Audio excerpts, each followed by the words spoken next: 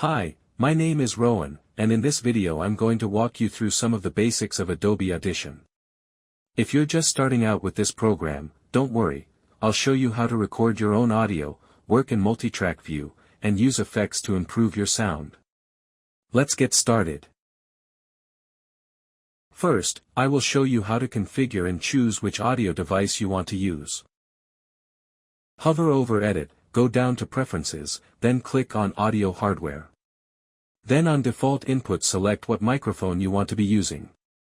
Then click on Default Output and select what device you want the audio coming out of, and then click OK. Now you can record things. To record, press the red button and name the recording, then press OK. This is a test recording in Adobe Audition. Then press the red button again or the space bar to stop recording. Now let's switch to multi-track editing. First, go to File, then New, and then Multi-Track Session. Then name the session, and then click OK. And now we can drag our previous test audio into one of the tracks. Now I can drag any sound effect or music I want onto another track, or you can put it on the same track. It just depends on what you are trying to do. To bring the sound effects you want into one of the tracks, just go to wherever it is located in your drive. Mine is in the Audition folder in CTE. Then, simply drag them onto the track. If the sample rate doesn't match the tracks, just press OK.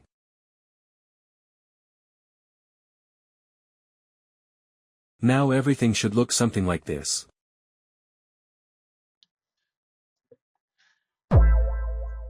This is a test recording of Adobe Audition.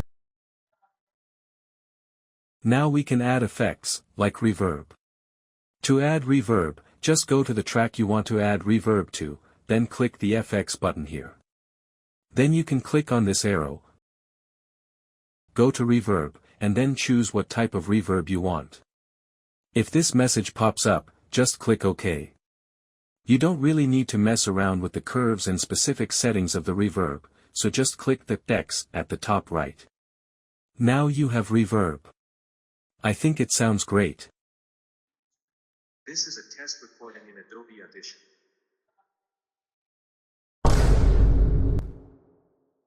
Now for 3 quick tips. First tip, you can add even more effects by using the same method as adding reverb, except just use a different sound effect in the same menu as the reverb.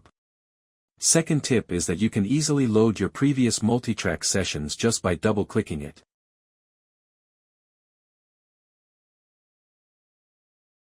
Third tip is that you can add as many effects you want for every one of your tracks. I hope you enjoyed this very short and simple Adobe Audition tutorial.